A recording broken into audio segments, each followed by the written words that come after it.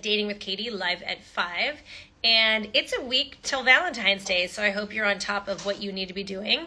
And on top of that, I hope you are ready to give today.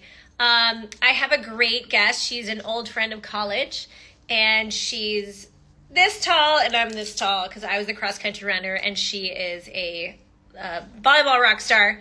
So we are definitely different heights, but she's going to be sharing about how her husband has been battling brain cancer, and that, you guys, is love. Like, we're talking about that, and thank you all for joining. I've had some of you.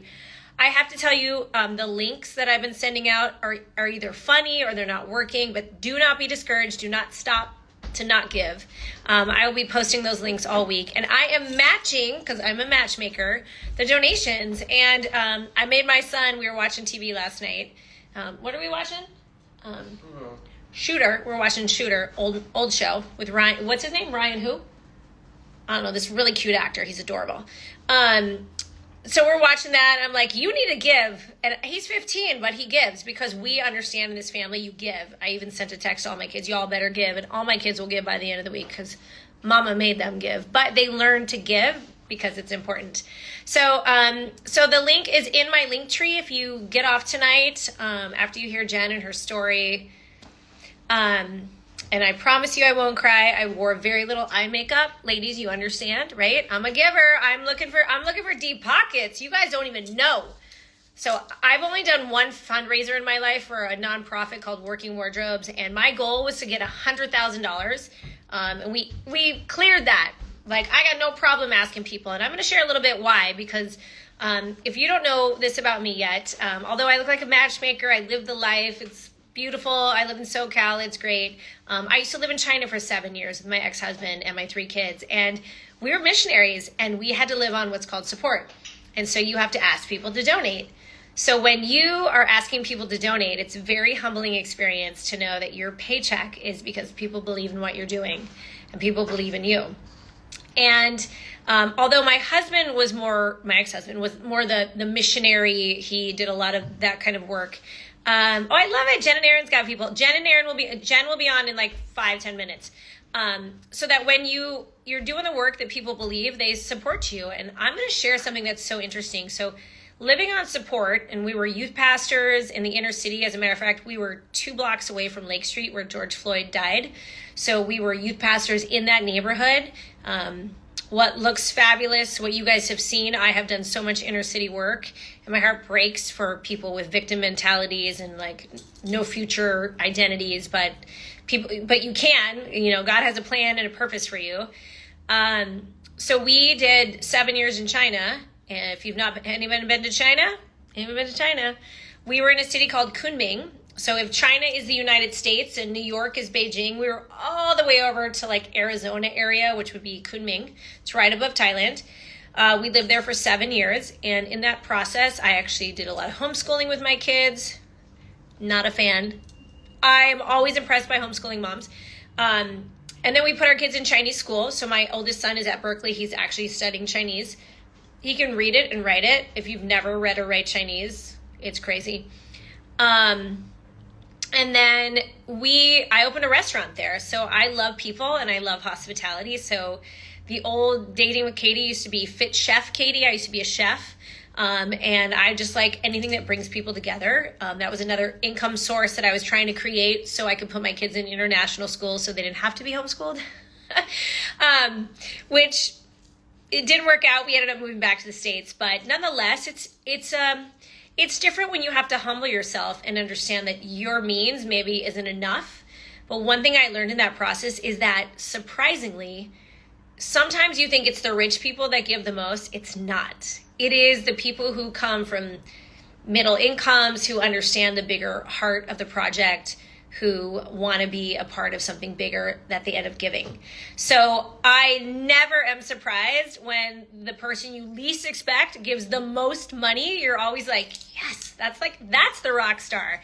So I'm looking for all of you to have deep pockets. I'm looking for you guys to believe that where this money goes, I wouldn't ask you unless I knew it was going for somewhere great. And Jen will share like the financial struggles and how the one thing that's working, of course, is the one thing that insurance doesn't cover. Don't get me started on American healthcare because I got opinions on that, but Grateful, greatest country in the world, but I don't know why one pill has to be $80. Anyways, so we're going to have Jen on here in a minute. I just want to give a couple of Dating with Katie announcements. Somebody asked me today about the Dating with Katie trip. So we are having they are a great couple.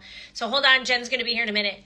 Dating with Katie trip will be happening the end of April. If you are single and you just want to meet cool people, I'm actually going to be giving you an update on that at the end of the week. My travel agent could not figure out a whole package program. At the end of the day, Orbitz is probably cheaper, so I might just be like, I'm going here, you can show up kind of thing. So we'll see how that goes. So that's going to be the end of April, I believe April 28th to May 2nd, something like that. So I will give announcements by the end of the week. I will be matching everything that you guys give, either on Give, Send, Go or on Give, Send, Go has been a little bit funny. So either way that you give, I am matching this whole week. I have a number in mind. It's a couple thousand. More than a couple thousand, so let's make sure we give. Thank you, Katie, my first time watching. Well, thanks for watching, you guys. And I really just want to say thank you for letting me do this. Typically, I talk about dating and, the reality of dating. Again, most of you guys are post-divorced or a little bit older. But what about those of our friends who are actually still married? Like, I'm always amazed by those 35 years, 45. And I still want to be married for 25 years at some point. So I'm always really impressed by people who do that. So let's just say cheers to that. You guys want to ask? You always ask, what is Katie drinking? All right, well, I have a little bit of leftover red. But I think I posted about a couple weeks ago, I went to the Valle de Guadalupe. It's in Mexico. Yes, yo hablo español también. And I speak Chinese. It's just not as sexy. Let's see if I can get some Chinese going. 我会说中文. It's just not cute, but it's cool. So anyway, real quick, I am drinking Relive. It's Vinicola. But I went to the Valle de Guadalupe, which is the wine country right down off the border. If you have not been, it's pretty cool. It's unique. They've got some bougie places. Had a great time. So if you were going, then yeah, the Romance languages are so much sexier than Chinese. I can tell you that. So Team Aaron Robinson, I can tell that they're on. You're getting this, Jen. Jen's like, wait, Katie's got to do her announcements. Well, if you don't know, get in my database, go to my link tree, give to Aaron and Jen, then get in my database. That is either you want to work with me or you want to be in my database. Maybe I can put you on a date soon. And without further ado, let's get Jen on. Jen, you got a lot of fans. I love this. So Jen, I think you did this right, girl. I'm gonna pop on here in a second. Did you get your margarita made? Is the question. Hold on, let me tag this again. There it is. Did you get your margarita made? Hi. Yes. Hey. Of Mexico. Yes. Let me see it. Where is it? Déjame ver. There we go. Girl, you got salt. I do have salt on it. Can't see it. I have all homemade. I love using my own organic agave, organic lime juice, Himalayan salt. So it's a little bit of a homemade mixture, but it's my mixture. I love it because it matters. Okay, well, great.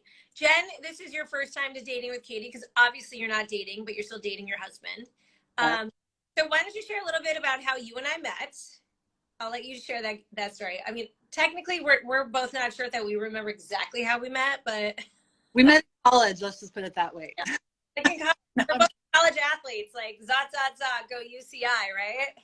We're on track and field and cross country. I was on the volleyball team at UC Irvine, Go Eaters, zot. And, so I think I just remember seeing you around the athletic complex. We had a lot of mutual friends. But then I remember my sophomore year when I joined Athletes in Action, I think that's where I really met you because I think you were plugged into that Campus Crusade for Christ. Yep. So yeah, I met you years before I met Aaron. And I went to your wedding.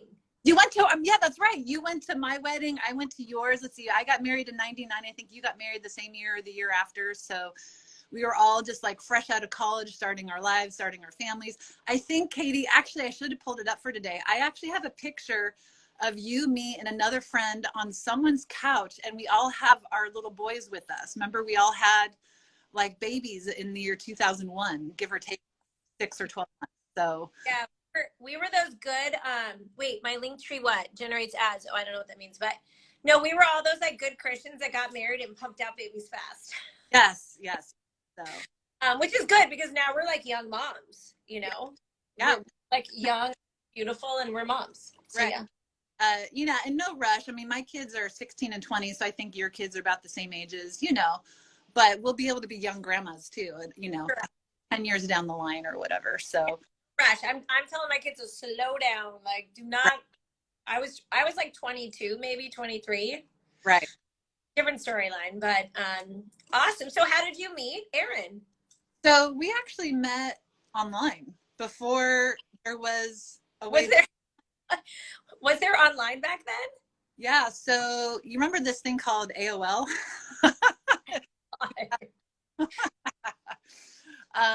So I think it was 1998, the spring of 1998, when we all had dial-up. I remember getting excited about 56K. And yeah, I remember at the time everyone had AOL. I think it was the only way you could really, that I knew of, you could access it. And I was in college and I would go home to my parents. I live here in Thousand Oaks, we still do. But I would go home to their place and log in online. I think I was researching stuff for jobs after college. And anyways, of course, you would get random people messaging you, like, hey, baby, what's going on? You want to meet up? Or, hi, how are you? Still the same. AOL got mail. I love it. Yeah. Watch that movie, You've Got Mail. That's pretty much how it was in the late 90s. So, yeah, but anyways, so over the months, a lot of people, you just click delete. It's probably, again, I haven't dated for almost 23 years with the current technology, but it's much Good. like, Good. yeah, swipe, click, delete, whatever it is. But, yeah, Aaron, and then, you make a few other friends, but Aaron was one that just kind of stuck with me, and we would email each other. We would only connect online like once a month or every couple months or so, because it's, that's just how it was in the 90s. But, and I remember at the time I had just broken up with my college sweetheart.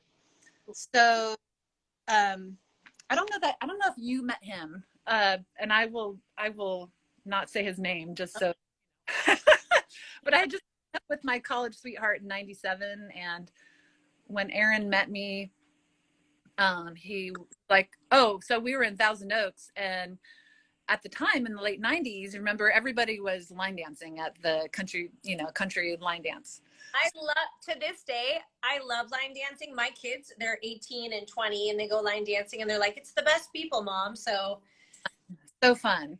So those of you who are dialed in and are familiar with Thousand Oaks, we met up at the Borderline Saloon in July of 1998.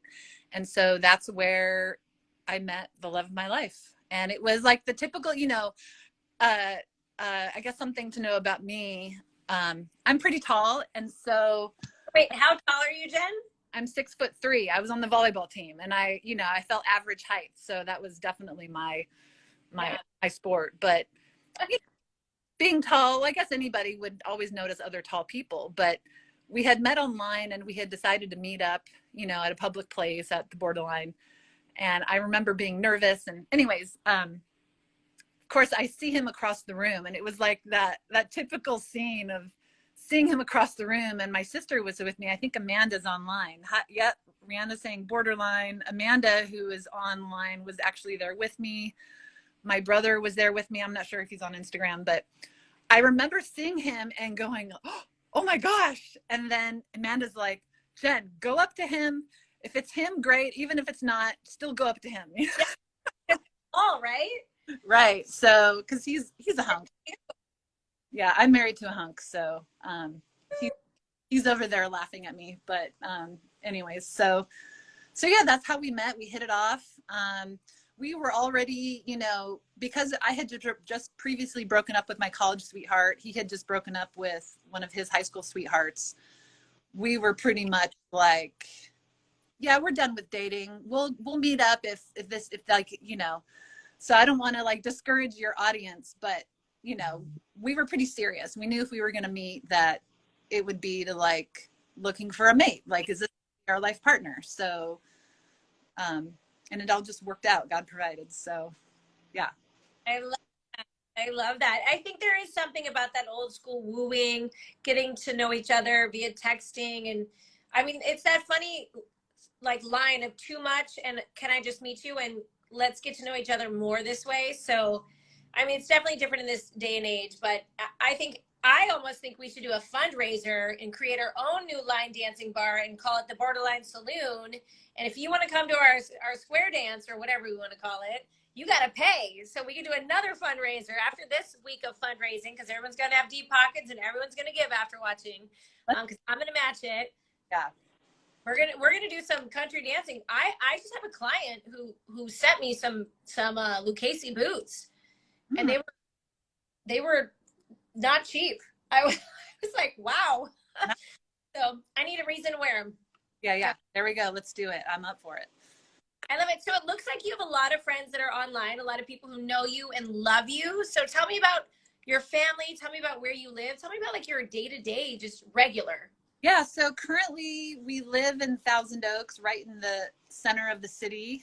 This is where I was born in Glendale, California, and we moved to Thousand Oaks when I was just a year or two old. I met Aaron in Thousand Oaks. We did move I went to school at UC Irvine, but when Aaron and I met, he's an entrepreneur and he's in aviation. So he had an avionics. Oh, go ahead. Did he serve? Yes. Oh, yeah. He's a veteran. He served 4 years in the U.S. Navy. Yeah. Thank you for his service. And can we just state that your son as well?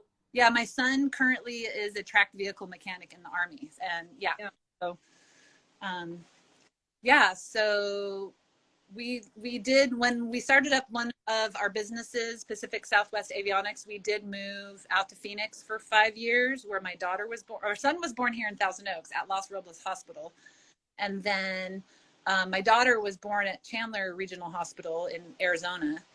And then we sold that company to a group in Santa Fe, New Mexico. So we spent a year out there. And then a year later, so in end of 2009, we circled back to Thousand Oaks and we've been here, I don't know, 13 years now. So we don't do math around here. We just don't do math. Okay. I'm all for that. I have a Spanish degree, so we don't do math. Okay, so you've done the normal family life, and your kids are being raised. And did they play volleyball as well? So let's see, Jonah. I put him in every sport that I could think of as a young age. I think, you know, that he, in hindsight, maybe like all the sports that we had tried weren't great. It wasn't until he got into high school that he tried mountain biking that he's an addict. He's a mountain biking addict. So, I mean, addict in a good way, you know, like he didn't save $1,000 or a couple $1,000s to buy his first car. He saved a couple $1,000s to buy his first. So I took my kids one time. We did a week in Denver to Estes Park to, so like all of like doing all that stuff. And then we went mountain biking in Aspen. And my daughter and I, we were like crying and we're like, slow down. We hated it. So I let the boys go with a buddy of mine because I knew that if I saw what I saw, I'd be like, slow down. Even my son and I yesterday, we did probably like a 20-mile bike ride. And you remember Back Bay? Yeah. Huh? Yeah. So he and I from Corona Del Mar we did the whole circle of Back Bay. And there's like a couple hills and my bike was like, my brake was crap. But I was like, slow down. We don't have helmets on. He's like, whatever, mom. So I'm impressed that you let your son mountain bike. Cause I did go on one first date. It was a mountain bike first date. This guy's like, let's go biking. Aww. I find biking if it's not mountain biking, you know, This is not cute on a first date. Like, no, you know, so I don't think any of my mountain biker friends have joined. Comment if you're a mountain biker, because right now it's mountain biking season. So most of them are actually probably out trails and won't catch this right now. But I remember going to a couple of his races and bringing along my mountain bike. And man, just riding my bike on the dirt roads was enough. Like, it's so technical and scary. That was enough for me. But they're going on full on off road with like rivets and canyons and rocks. Yeah. It's scary. It's very scary. So. My son's yelling at me about something about mountain biking. What was it?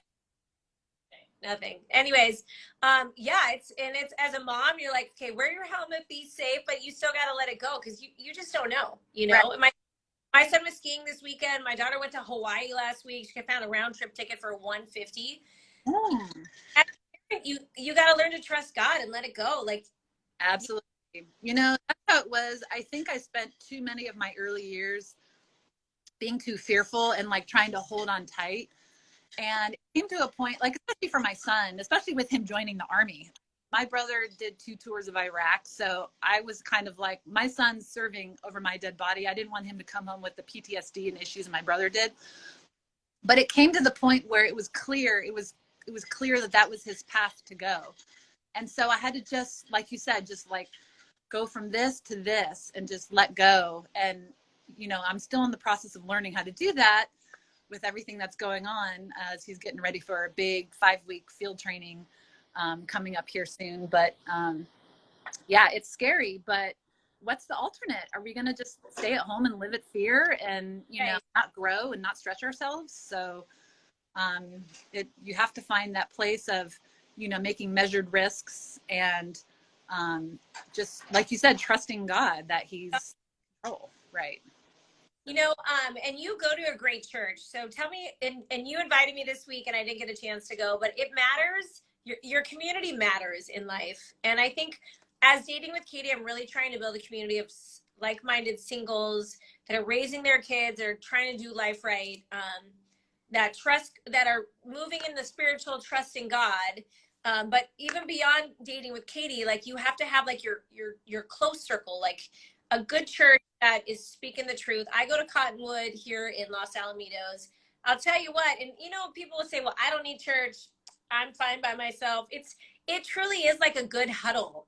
Like, look, I do a lot of reading and listening to all these good podcasts, but at the end of the day, I think really what I love about church is worship. You send me songs, you just sent me a song earlier today, but like driving in my car, people must think I'm crazy. Like I'm sending them like them off, but I am worshiping. I love my God and I trust him. And there's something about even dating well, you got to trust God no matter what we do, whether you're in a marriage or relationship with your kids, you got to just trust. Right. Oh, and so where do you go to church? I was going to say, Katie, I would be in the car next to you at the stoplight, like rolling my windows down to hear what you're listening and then sing along. I've had that happen where someone's like, what are you listening to? I'm like, oh my God, Maverick City music. You have to listen to it. Right. You know? And I mean, I'm even the mom who will put it on my car, like my beliefs. I have those like magic pen markers that are like hashtag do not whatever comply. And I get so many friends, they're like beeping, like you find your community in such unique ways. But for you, you've been living there and you have a great community at your church. What church do you go to? So yeah, I go to Godspeak Community Church out in Thousand Oaks. It's technically Newbury Park, Thousand Oaks. You guys have a really good cross country team. Oh, actually, yes, Newbury Park. I just heard that again, like 2 years in a row, they're like national champions or like top or.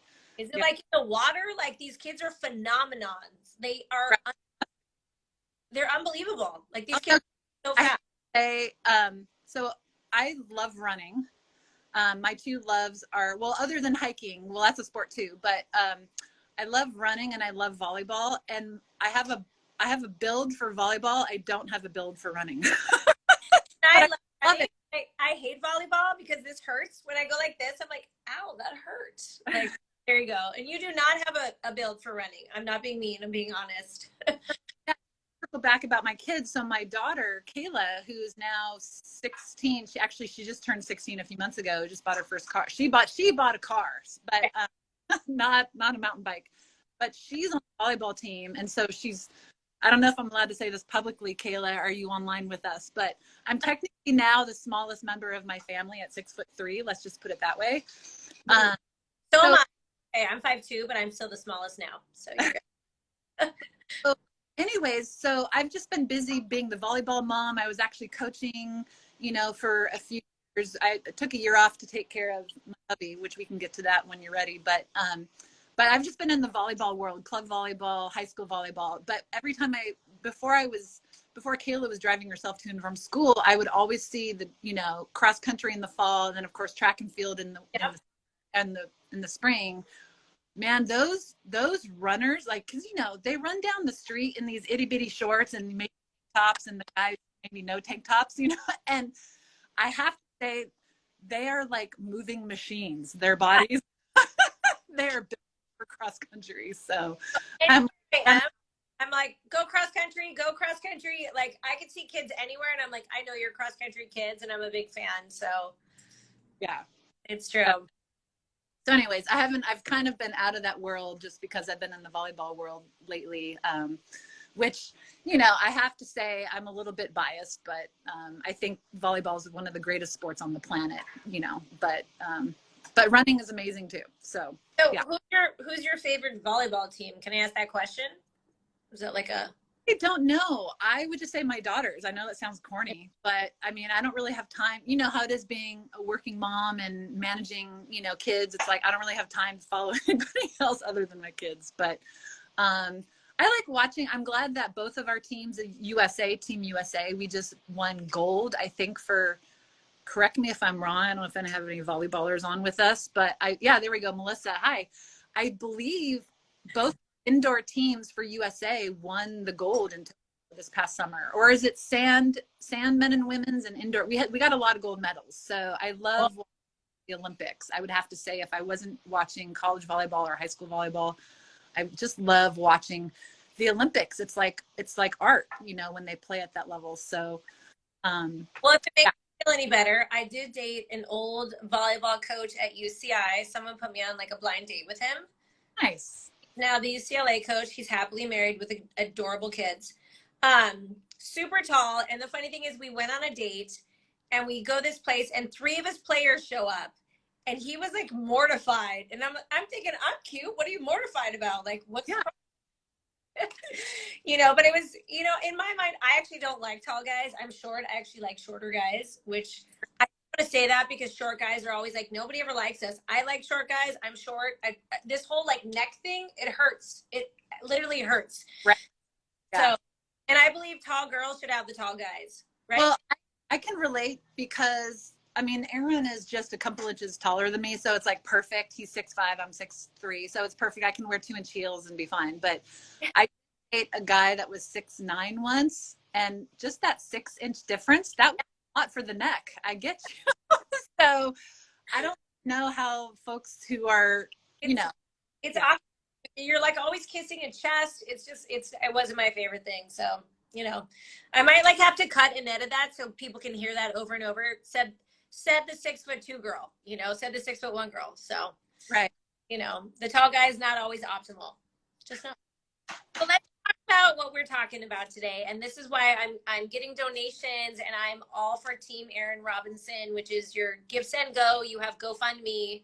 So if anything, guys, I know the link in my link tree works. Go to my link tree. Some people still don't know what that is. It's in my bio. You click the button, it takes you there. And everything you give, I will match. So for the whole next week until Valentine's Day, which is, by the way, Jen's birthday. Hello, everyone. Take note. It's Jen's birthday next Valentine's Day, which has got to be terrible. I don't know. That's like a catch-22. I don't know how you feel about that. Talking to I have 3 moms, and I think one of them, I saw her join in earlier, Barbara. Hi, Barbara.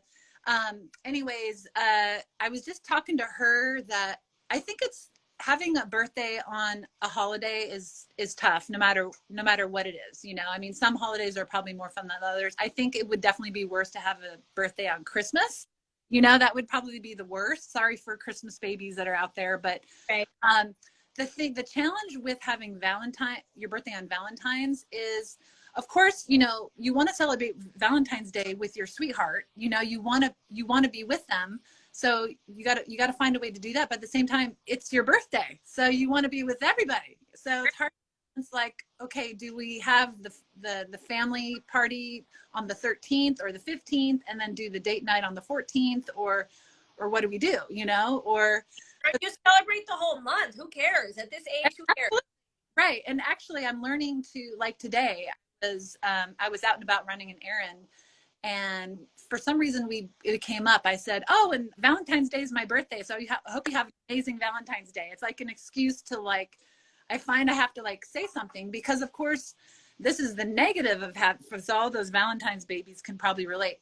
Of course, I've had a sweetheart for a couple decades now, but there were many years before that where I was single on Valentine's Day. So then it really sucks because not only are you alone because you're single, sorry, or at least, you know, I didn't know, I was too young to know to do like friends Valentine's Day get-togethers. I will definitely do that if definitely encourage others to do that. But I just remember, of course, everyone wants to be with their sweetheart on Valentine's Day. So that's good for them, you know, but it's also my birthday and I want you to be with me. So, you know, don't be with your sweetheart, be with me.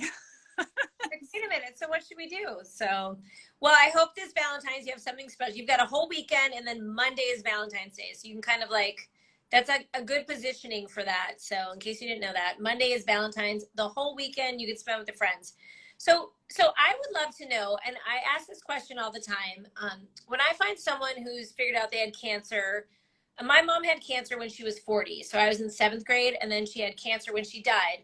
My mom she had triple bypass. My mom was not healthy, but the question is, how did you know you have cancer? Because I think it's important that we start to self-assess our health and like little things so we can recognize. I mean, when I was a missionary in China, there was a mom of 7 kids and she fell and broke her arm. And she ultimately went to Thailand to get her arm casted because it was just better service down there.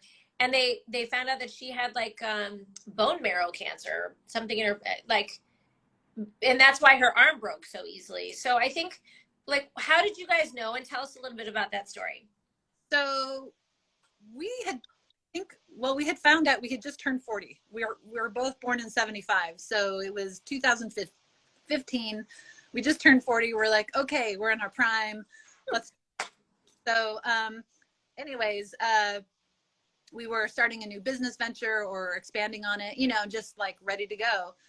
And we had always thought ourselves healthy. You know, we tried to eat organic, you know, we were visiting our chiropractor, you know, taking our vitamins, like we were doing all the things that we thought were the right thing. But we noticed Aaron started to have some symptoms, you know, like it's the last thing you think, you know, you don't think brain cancer, you know, you think, oh, I'm 40. Maybe I need to back off on the caffeine and alcohol, or maybe I need to get a new bed and sleep better, or maybe, I don't know, you just think about it. Maybe I need to exercise more or whatever it is. So what were the symptoms?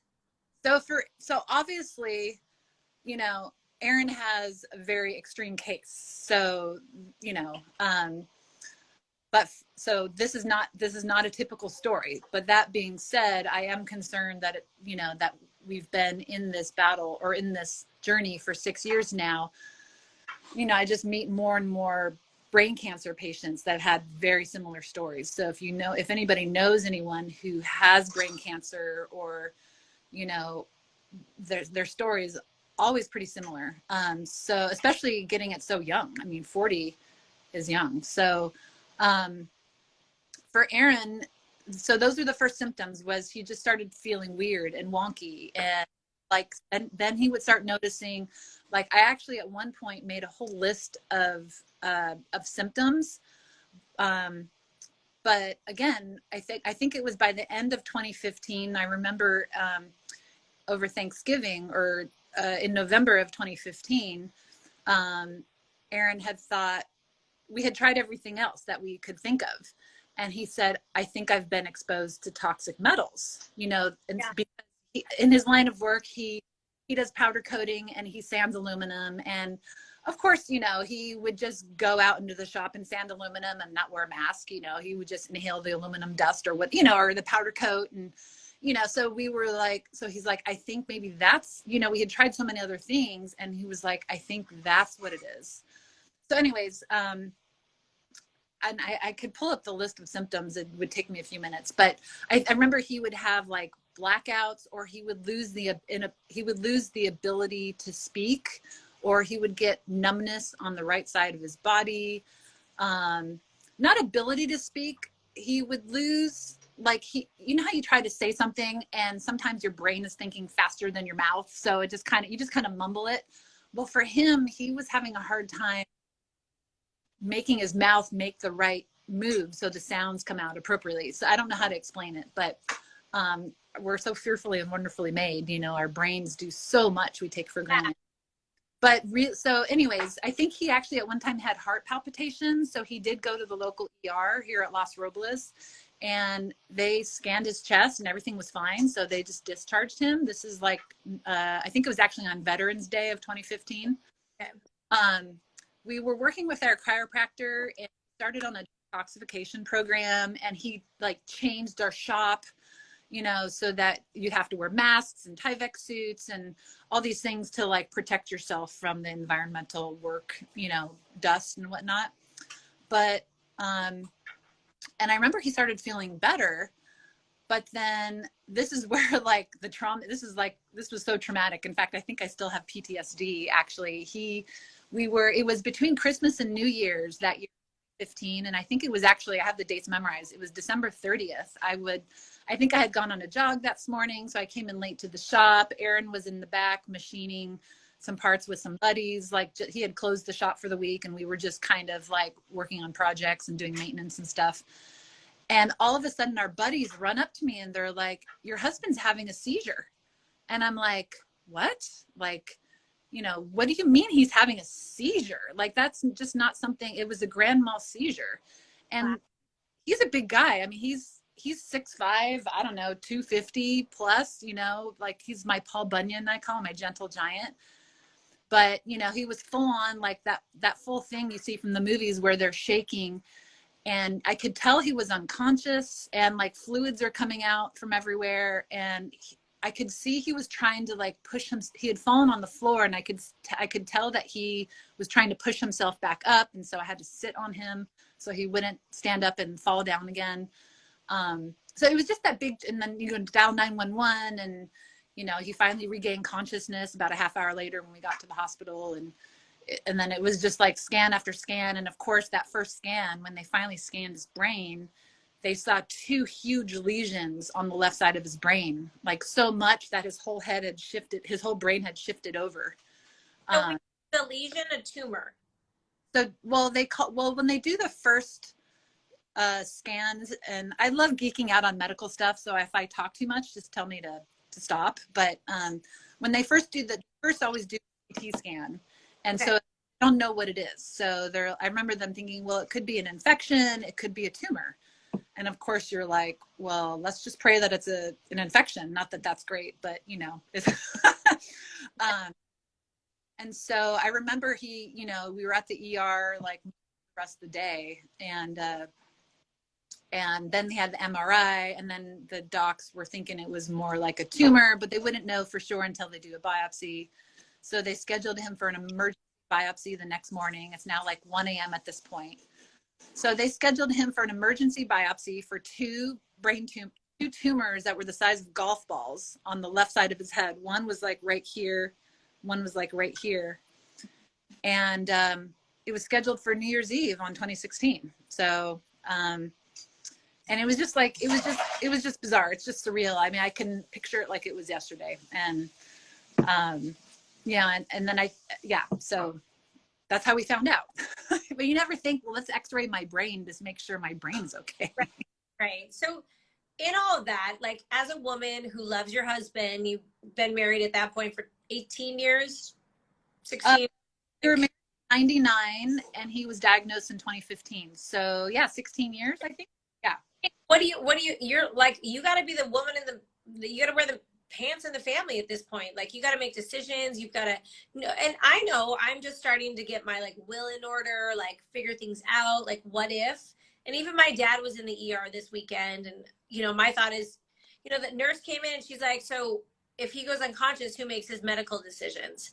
Right. And my brother's like, I do. And I'm like, oh my God, you're the most unhealthy person I know. You're like, you are not making the medical decisions in this family, you know? And my dad's old school. He's like, yeah, it's fine. I'm like, it was just so much, even just this weekend, even me dealing with my dad and in just a weekend. And thank God my dad is doing better. I think they gave him antibiotics and he was fine, but that's a lot. That's just a lot. So as a woman who went through that, like, what is the support you needed in that moment? Because that's different than what's going on now. Like that is a moment. Like what helped you? So for me in that moment when it all first happened, so I'm sitting by my patio and the sun is setting out here. So tell me if you can't see me and I'll turn a light I'm on. glowing over here, but I can actually minimize this so it's glowing. See, look at Oh, that. okay. That's fine. Lights over here, but ooh, a bee's trying to fly in. So it was for sure family. I mean, you know, for me and still to this day, obviously family is really important to me. Thanks, honey. You just light for me.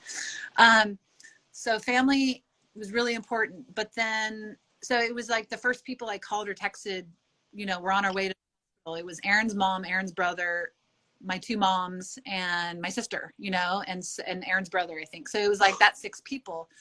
And so right away, his mom, who lives just, you know, 20, 30 minutes away, she pretty much dropped everything she could to run up the hill to come be with me at the hospital. So that was huge. Like, I think I needed the emotional support more than to keep me from freaking out, because when your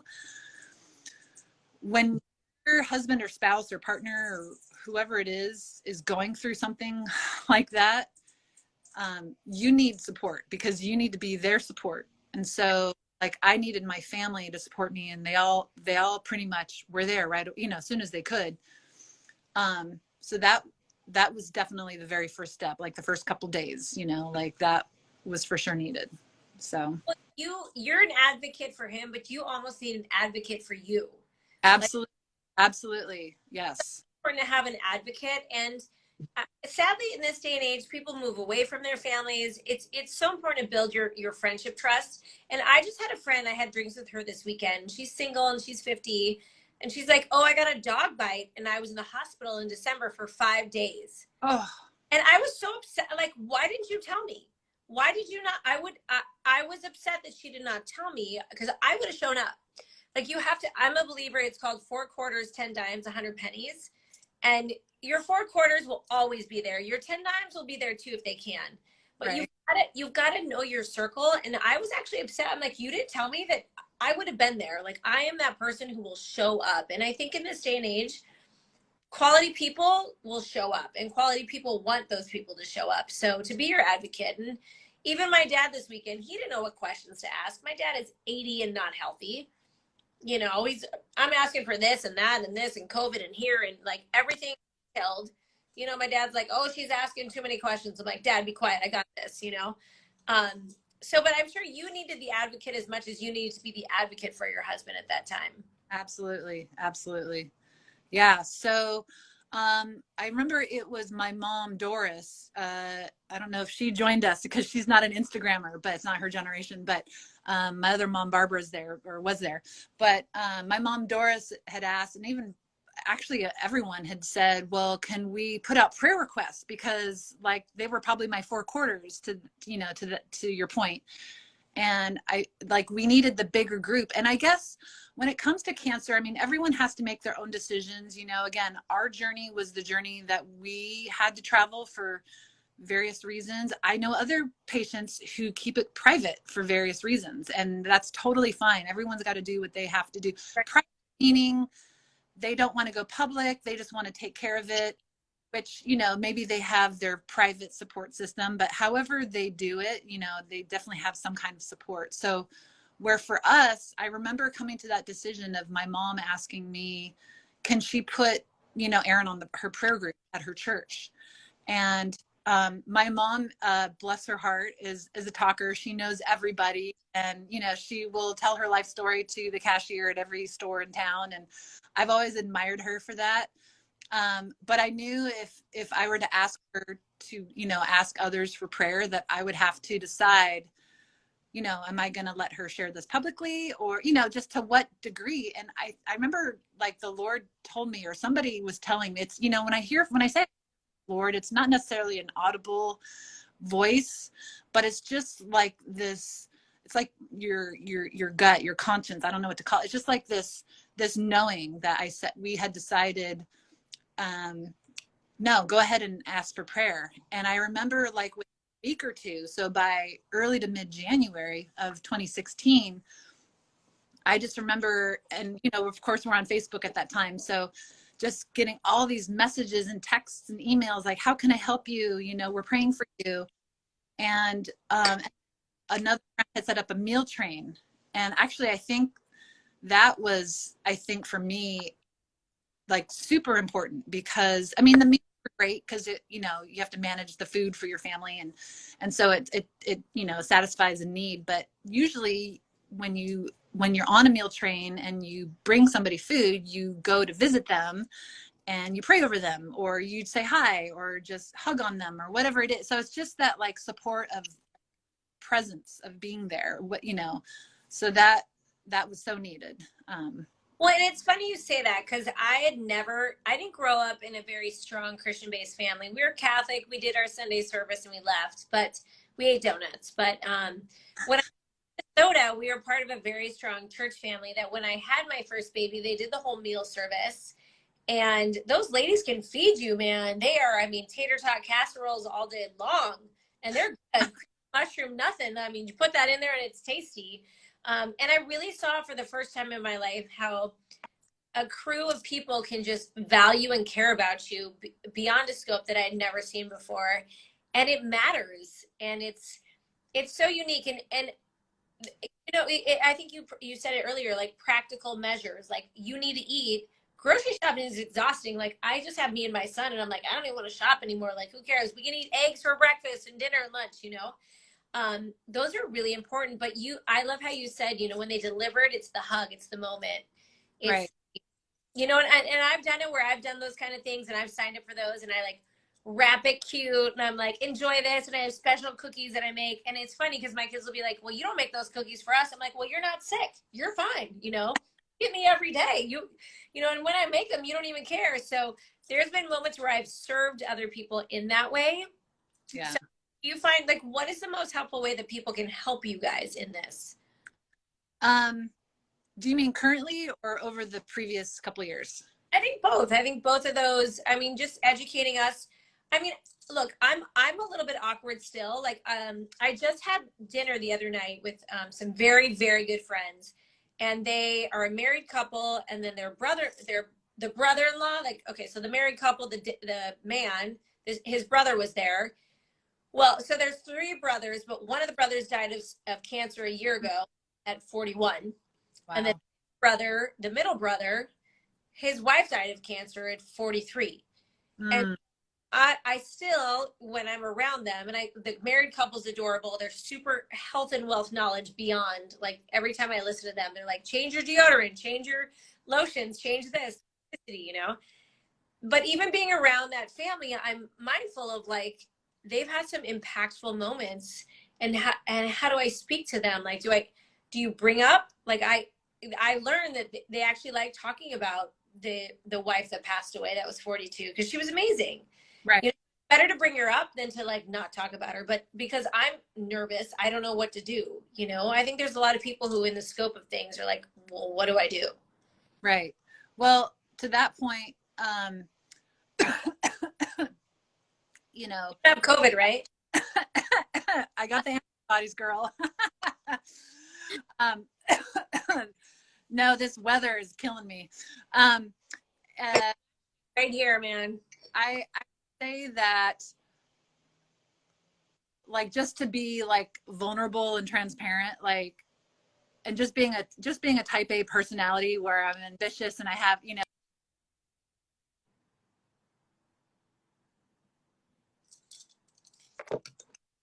maybe I should put it on.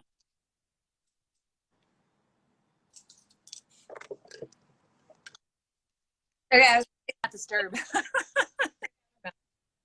I think, you know, like, this is not the life that I envisioned living, you know? So, but that's okay. I mean, I'm learning to let go and be flexible. I mean, that's definitely part of the journey, but I guess to make it normal, like, it's okay. Like, I mean, for me, I know some people don't want to talk about that and that's where they're at. But for me, like, just to talk about it is like healing for me, you know, just to bring it out because, you know, yeah, this sucks. I mean, I was envisioning something completely different when I'm going to be 47 in 7 days, you know? So I don't know what I was envisioning, but it definitely wasn't this. But looking back, I mean, that's where my faith in God has been so important, because I'm learning, and I know that he is good, and I know I'm preaching to the choir or preaching to myself, and it may sound cliche, or I'm sure it sounds cliche, but to say it and then to live it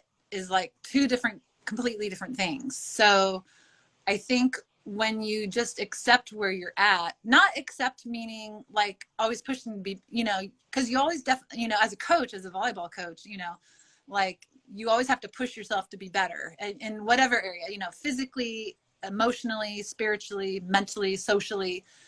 And I'm definitely still a work in progress myself, but I think that if you can just be real and talk to others with it, and, folks are there for you and there to live life with you and just to go through the tough stuff and the fun stuff together. I think that, and as especially prayer warriors, I have to shout out to my prayer warriors. A lot of them are on the line. I remember for a little while posting updates through a couple different apps and, social media sites. But at some point it just got too difficult to get everyone on the same page. And then, people would be calling me or sending, and then of course, once they find out that your husband has brain cancer, then everybody wants to talk to you, like, what did you do? Like all these new patients would reach out to me within a few months. And so you just have to manage it.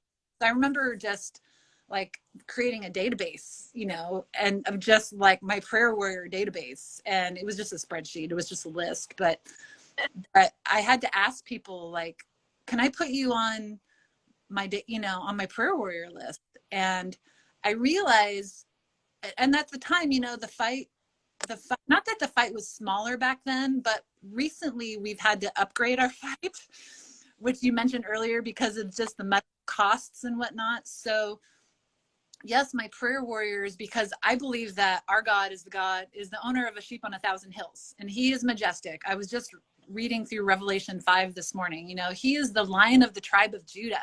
Like all of the angels in heaven bow down and scream, they sing, holy, holy, holy. So this is not a hard problem for him, but he has some plan for me that I'm still trying to figure out. And he wants to, he wants to heal us. He wants to, like, he is the God, like his first goal is reconciliation. But that doesn't always mean that we're going to get healed here on this planet, like on this side of heaven. Like, I don't know what that is. So I've been asking for, prayers of healing. Oh, and I forgot to say, Katie, back to New Year's Eve, 2016, I remember just that whole traumatic event of like having an hour of sleep and asking my brother-in-law to pick up my kids because they were 10 and 15 at the time. And I remember having like an hour of sleep and waiting in the hospital waiting room. And then the two white coat brain surgeons come and pull you out in the hall, and you have nothing. And they start saying, your husband has glioblastoma stage 4, anaplastic astrocytoma, and we're gonna have to do Temodart. And I'm like, all these words that I had never heard before, that I was just like, oh my God, like what is happening? And I remember I got a business card, and I'm trying to take notes on this tiny little business card out in the hallway, like on my hand with an hour of sleep. And so I remember going home that day. I guess it was New Year's Day now, on January 1st of 2016. And I remember going home, just one of the advice my mom Doris had given me one time is, if you're ever frustrated, just go outside and just scream out loud in the backyard, like just to get it out, And so I couldn't do that because I lived in a little apartment complex, and I think I would worry all the neighbors if I did that. But so I went home and I basically screamed into my pillow. And I think I eventually fell asleep, and I remember crying. And I remember waking up from that nap, and I just heard that again, that still small voice saying, grab a notebook and a pen. And I was like, okay, I can do that, and like just keeping it really simple. And then I remember being mad and just being like, Lord, why is this happening to me? Like my kids, like, I don't know what to do. Right. I remember him saying, and I still feel him saying this to this, 6 years later, but I remember him saying clearly that day, ask me for a miracle. Like I hear God speak occasionally, often, depending on the season, but like, I remember him saying, ask me for a miracle. And like on the medical science side of thing, as I said earlier, I love geeking out on medical stuff. Like I was pre-med through college. I decided not to do medicine for like the political reasons, but I wound up getting a double science major from University of California. So I just love it. And that's more than me, girl. I was like sociology. I like people. Okay. Right. So I just didn't see how it was, and I had worked 10 years in biotech, so I didn't see how it was scientifically possible to ask for healing given the diagnosis of glioblastoma and you have 3 months to live. If you do nothing, go home and put your stuff in order. It was like one of those kinds of conversations. And I remember going, God, to ask for a miracle. And I'm like, what do you mean ask? Like, I just remember, I don't know how to ask for a miracle. Like, how do I ask for that? And then I just heard it again, like, ask for a miracle. And I just remember going, okay, God, I don't know how, but I'm going to ask for a miracle. And anyway, so I digress, but all these years later, just like your faith is so important, and faith in the right thing too, so I think that's definitely important as well. But I mean, faith, let's be honest, what your faith is so stretched right now, but I've got people who their life is perfect, they're CEOs of companies, and they're like, Katie, I can't meet the right girl. And I'm still on the front that you need the faith. Faith is being sure of what we hope for and certain of what we do not see. And I think you're right. I think when you said, we don't know on this side of heaven if healing happens here or it will happen in the next section in life when we move forward. So we can trust that, but like, why would he not want to do it here? And even at my church this weekend, it was like, ask for something freaking amazing. Like, okay, God, every day is good. This is good. We're good.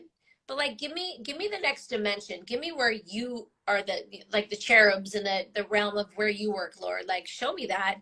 And I mean, you've had, what they say, what was the prognosis? 3 to 6 months? So the doctor in the hall, when I was scribbling on a business card on my hand on an hour of sleep, remember the 2 white coats, very intimidating. It was like, I remember him saying, if you do nothing, he'll have 3 to 6 months. If he does the recommended course of treatment, he'll have 12 to 15 years. Well, we had been entrepreneurs we had been entrepreneurs for most of our adult lives at that point, for the previous 10 to 15 years. So I remember hearing that, but I remember a few days later going, that's not good enough. We're 40. I don't want another few years out of his life, a few more decades. Yeah. And now we're getting to the medical side of things, but it's like, I want another opinion.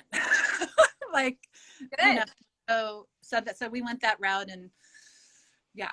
So now, Phyllis, so I am believing for big pockets this week. Like, I have a number, I'm ready to match it, and people need to give because you've found a place that has been fixing things. Of course, it's not on your insurance, of course, but tell us about that and how that come to be. Yeah. So, and Katie, pull me back. As you can tell, I'm a talker. Pull me back if I go too far off on a tangent. My son brought me the bottle. Not that I'm going to drink the whole bottle, but no, this is important, and I can cut and edit it later. But yeah, let's talk about that part, because people want to know where their money goes. I wish more people would be like, yeah, I trust it, but a lot of people want the details, like where's my money going. But at the end of the day, $17,000 a month is what you're raising now, because yes. So this was a clinic we actually found in January of 2016. And we wanted to do it way back then, but for 2 reasons. First of all, the financial reason, we just kind of put it up on the shelf, in case after we've tried everything else, then we'll go there, So that was reason 1. And then reason 2 was because back in January of 2016, the current legal, regulatory, I don't know how to say it, the current law at the time, we legally couldn't do it until Aaron had done other treatments that he didn't want to do. So again, so we're like, well, let's try a couple other things. We did go to a great clinic in 2016 in Tijuana, Hope for Cancer, and totally loved it there. Highly recommend it. Again, it's out of area. It's holistic. Right. It was like a 3-week inpatient thing where he, it's like the 7 pillars of health, and you're doing nutritional, emotional. detoxing. And then plus Dr. Tony, he's a good friend who's the founder of the clinic, and he's doing amazing stuff, but Dr. Tony Jimenez, but he did have 2 non-toxic. When you have aggressive cancer, you need to have aggressive treatment. Yeah.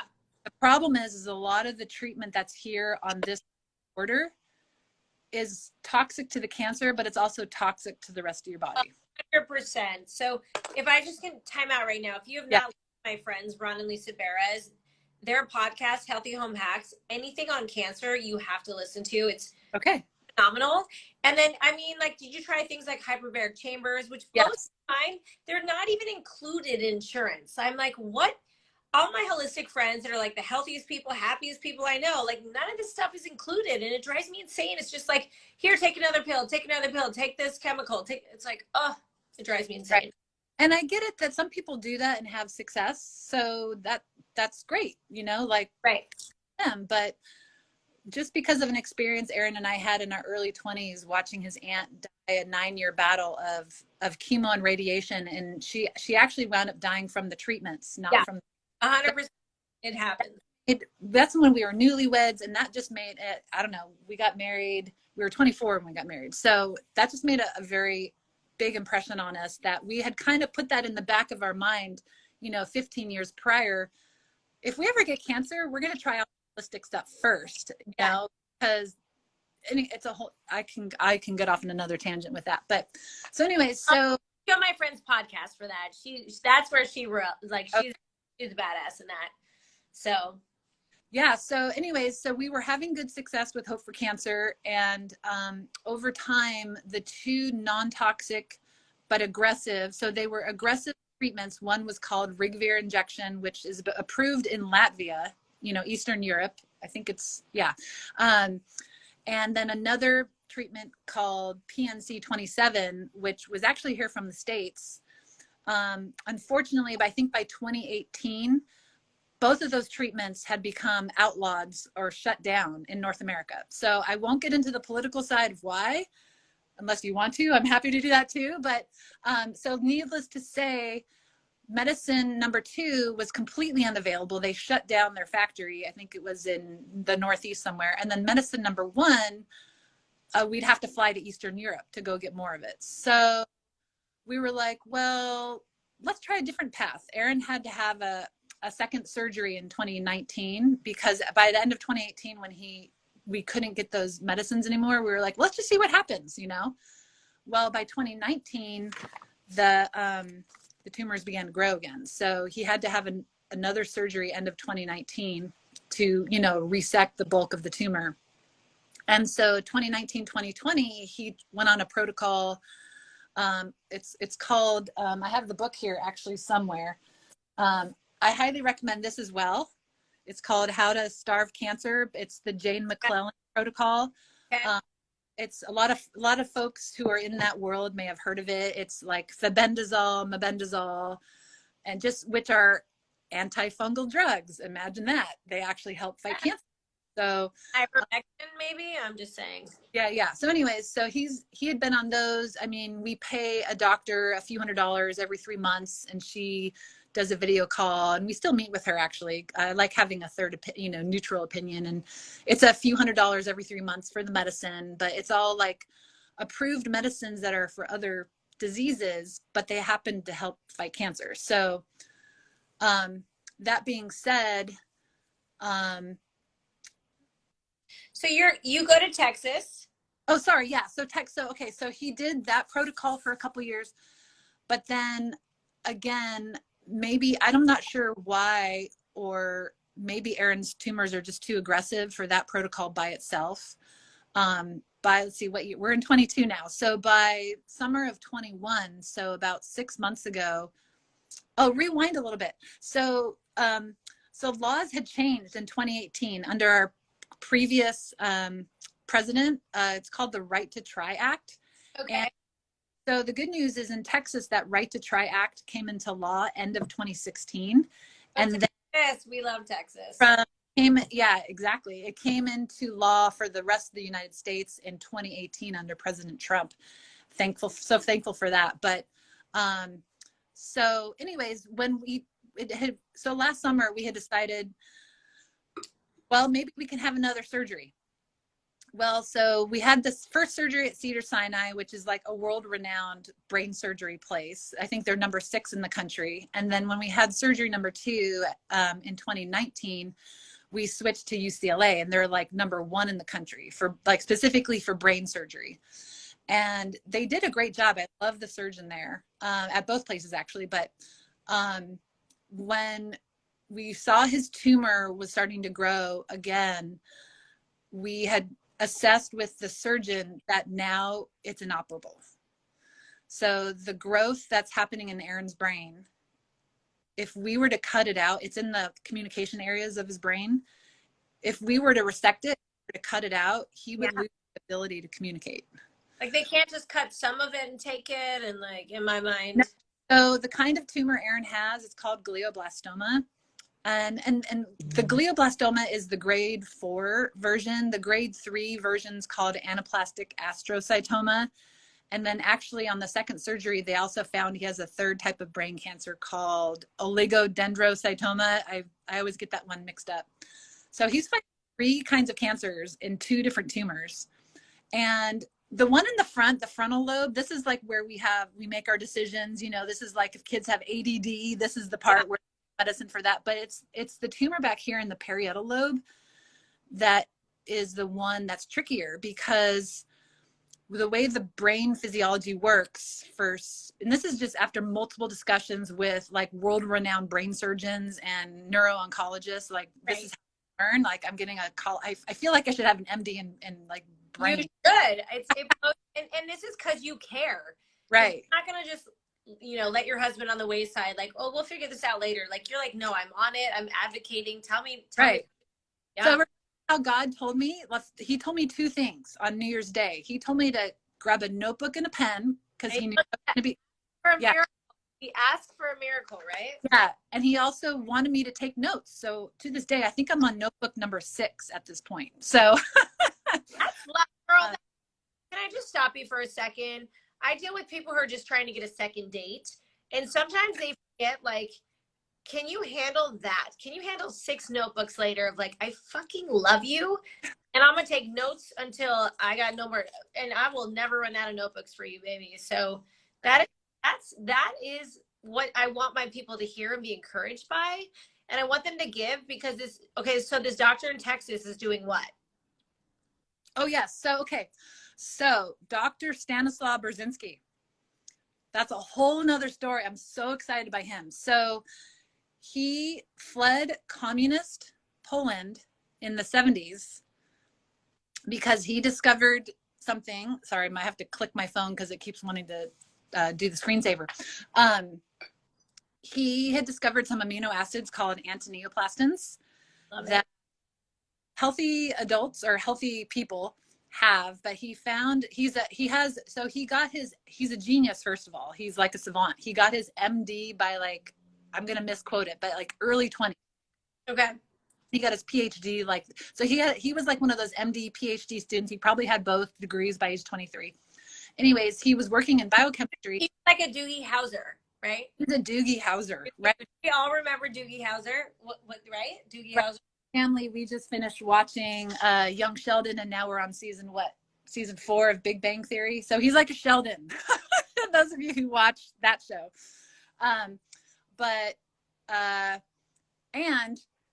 So anyways, he left communist Poland in I think 76 or 1970. I forget the year. I could pull up the bio, but and anyways, he discovered this amino acid called antineoplastins that he found that when he gave it, and then he switched over to Baylor University over in Texas. Yep. I think is Waco, right? Baylor's at Waco. Waco's weird. Yeah, I think Baylor is there. Yeah. Anyways, he went from Poland to Waco and worked at Baylor in their microbiology department. I don't know if I have any Brzezinski buddies online with us, but Amanda just said, my sister. So when we were in Houston, we stayed at my sister Amanda's house, And that's when we were hooked on young Sheldon. And she had 4 girls in 5 years. And so they're all between, like, their youngest is 8 and their oldest is 13 now, I think. So anyways, we had Amanda and Jason go out on a date night, and Aaron and I got them hooked on young Sheldon over there. So, so I have to say, I haven't watched it, so I should watch it. So, oh yeah, Baylor is in Waco, Texas. Thank you, Amanda. So young Sheldon is family friendly. Big Bang Theory is not so family friendly. So, where was I? Oh, Brzezinski. So anyways, I read his bio. He basically has been helping patients for 45 years. Like, I think he cured his first, like, oh, and he specifically, when he discovered that this antineoplastin, was helping people. Now, granted, there's no such thing as 100% effectiveness. There's a lot of factors, you know. Well, but I can just say this for a second. There's no such thing as me finding your 100% perfect match. Right. Like, sometimes people are like, well, I heard a guy today and he's like, I worked with 3 matchmakers and they didn't find me my match. I'm like, but did they bring you women that you wanted? He said no, but who knows?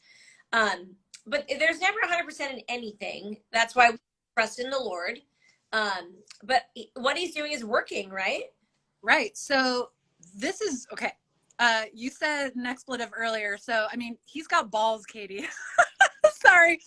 But balls around when he discovered he was having some success, he specifically wanted to focus on a diagnosis called DIPG.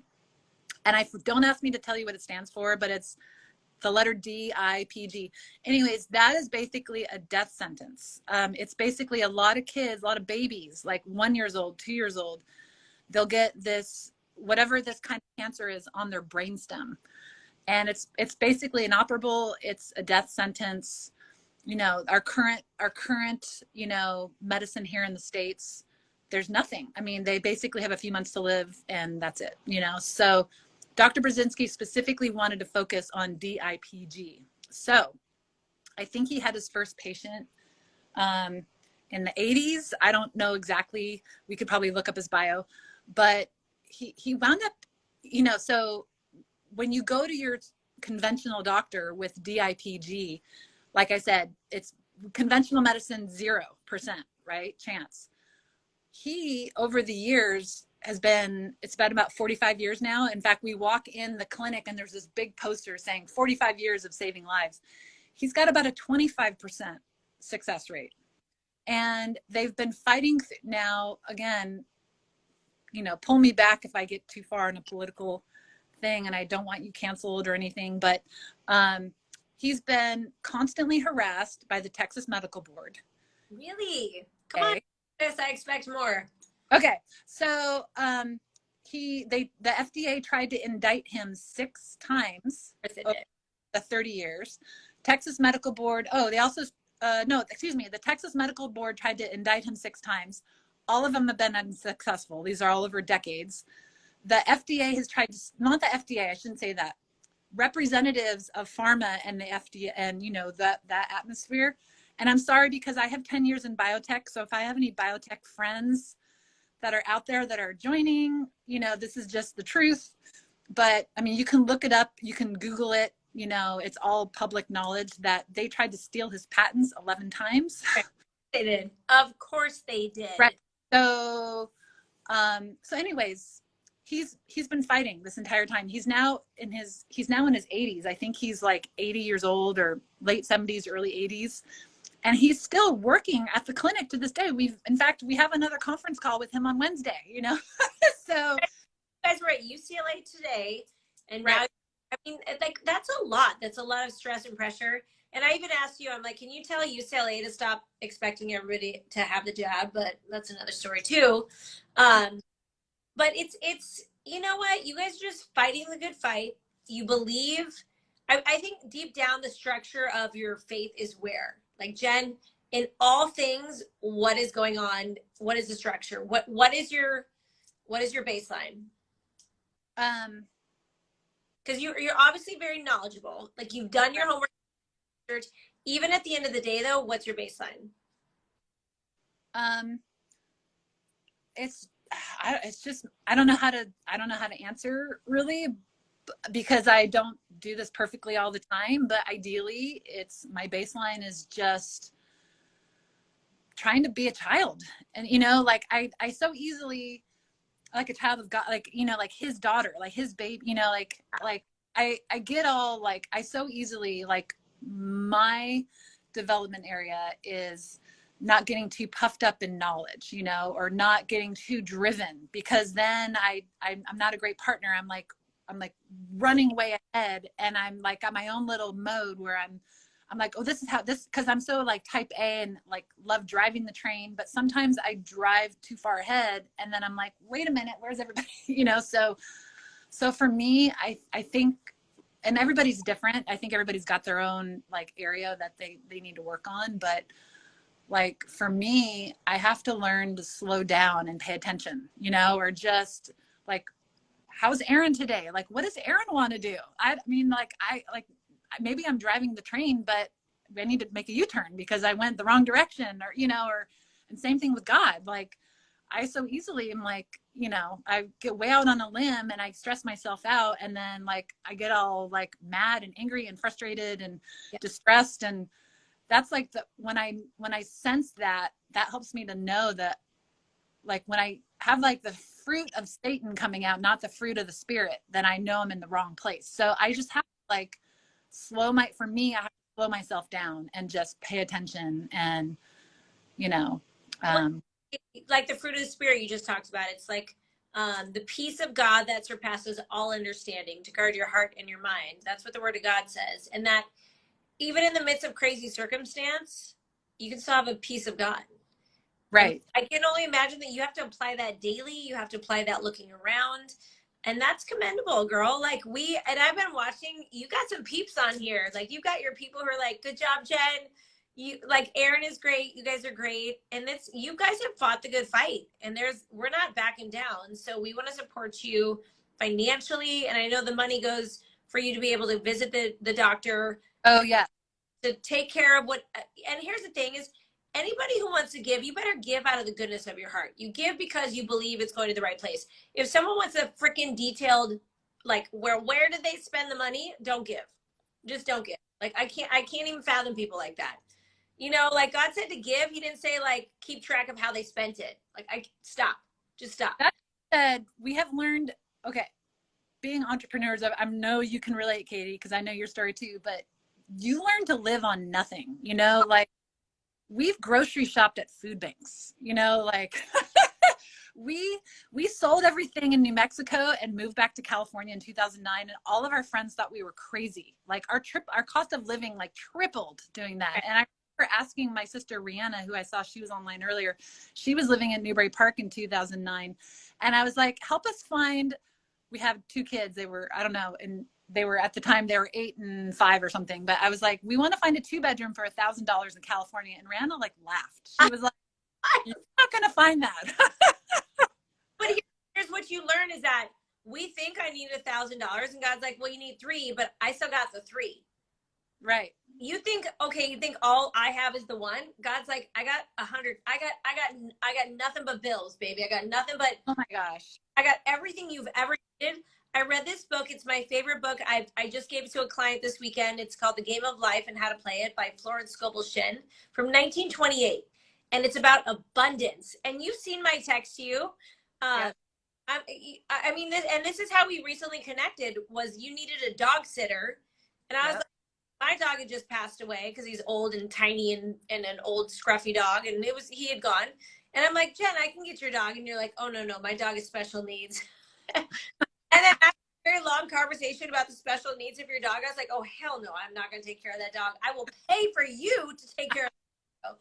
Because at the end of the day, the dogs still need to be taken care of. And my money is God's money. And like, my life is so good. I can't imagine not giving. My mom was the Bank of Judy. Her name was Judy. So we called her the Bank of Judy. She just gave. She gave because she trusted. And God is worthy to be trusted. Like, he always gives back in unique ways. So even I took care of your dog. I mean, I was like, okay, I'm not going to watch this dog for you because I can't handle it. Here's the money.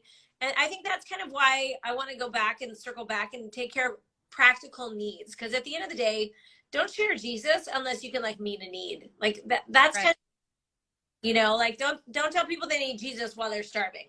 Like Right. feed and then tell them. But not that you're starving by any means, but you've got needs. People have money. It's God's money anyway. They might not know it. They might know it. Either way. Right. And I think that's the big thing is like, I want deep pockets this week. I'm going to text personal people.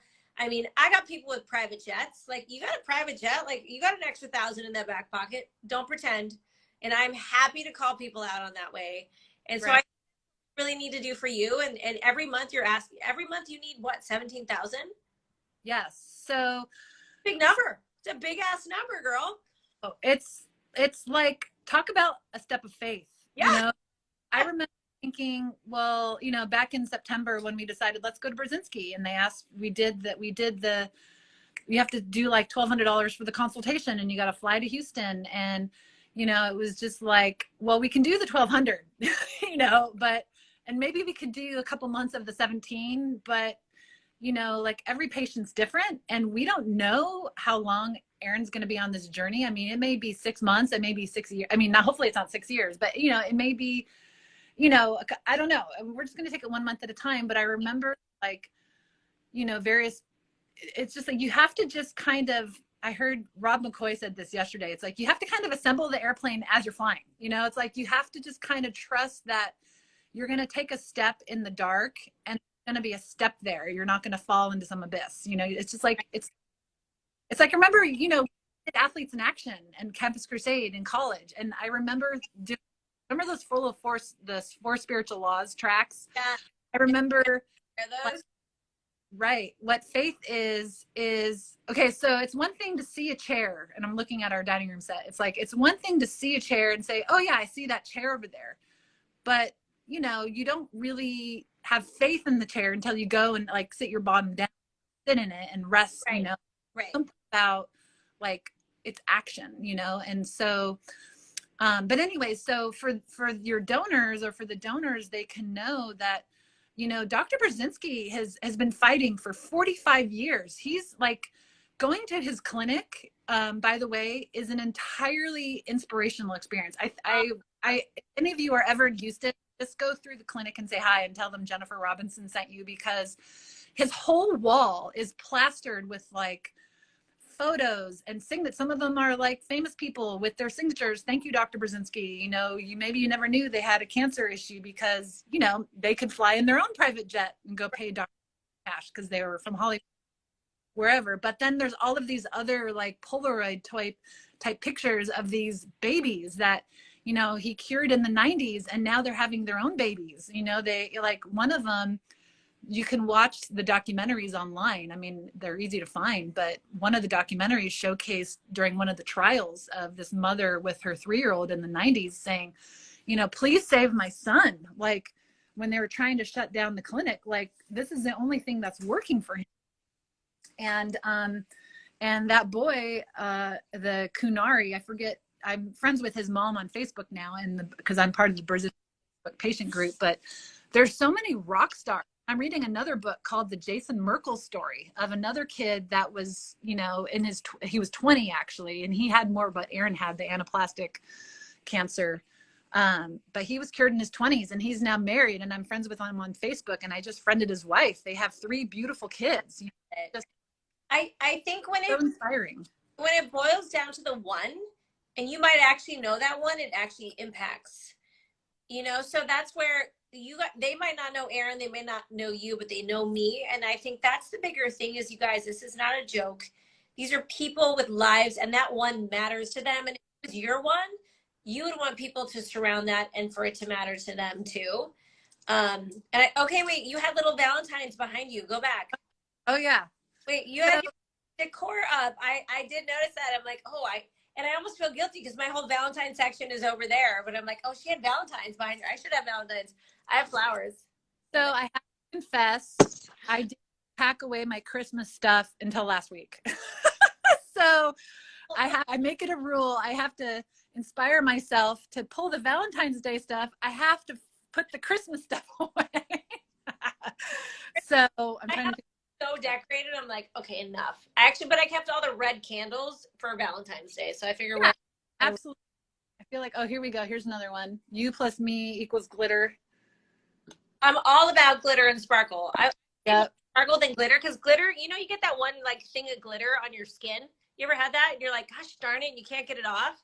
Yep. You touch something with glitter on it, but I'm all about sparkle. Okay, I'm gonna check our link tree right now just to see. So we started with $325 since today, which Okay. I'm gonna match $325. So, and you get the emails.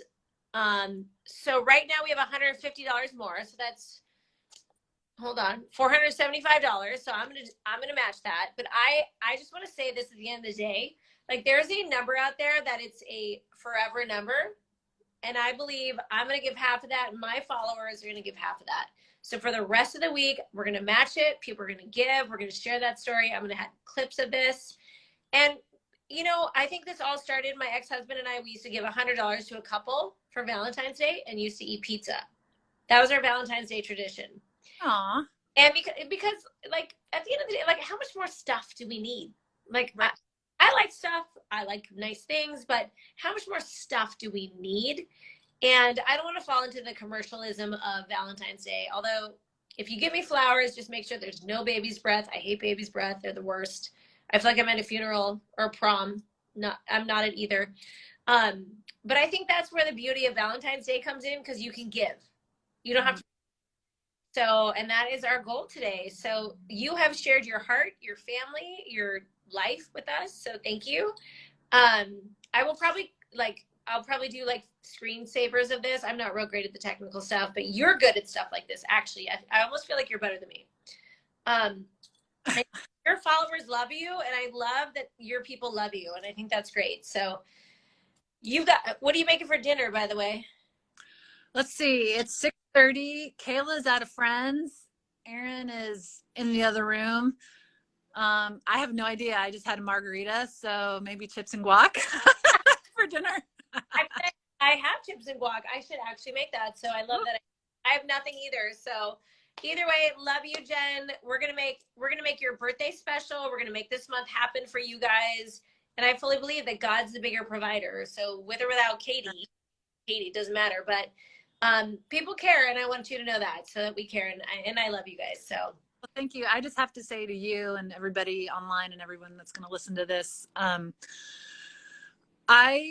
with all that we're going through, like, I guess I have to envision, because obviously there's days where I fail, there's days where I fall, there's days where I'm weak and I just want to give up and just like cry mommy, and so I close my eyes, and like I said, like my development area is slowing down and paying attention, but I go to those points and I just have to visualize, like, yeah, I'm standing on a mountain of courage, but I have to say that I don't think that courage is all of you, it's all of my friends, my family. Like I said, I wouldn't be here if it wasn't for you. I'm so thankful for your energy, specifically Katie.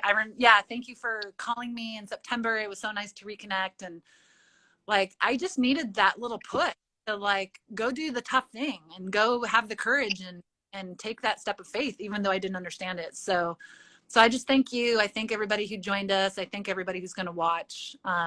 It really means like and yes, absolutely. The financial support is amazing. And thank you for your generosity. But just as important to me is just the support, the prayer, the thoughts, the comments, just being there for me. I really, so. Well, and I do want to just add, I do think we still should do like a fundraiser called the Borderline Saloon. And we should, I think that would be a super fun idea. I have enough guys with private jets. We could do it on a private jet. Whatever, we can figure this out. But let's do it.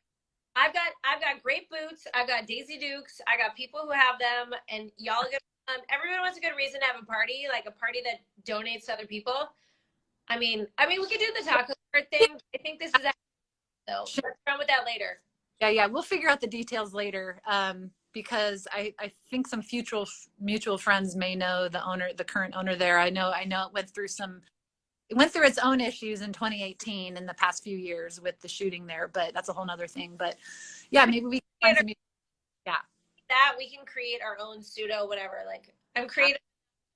All you need is balloons. I feel like nowadays there's so many cool balloon things you can do. We can make it happen. That'll be fun. All right, you guys. Thanks for joining us tonight, Jen. Thank you. Tell Aaron. Thank you, Aaron. Thank you. You're over the board. Back there. Go eat some chips and guac with your margarita. All right. Thank you, dear.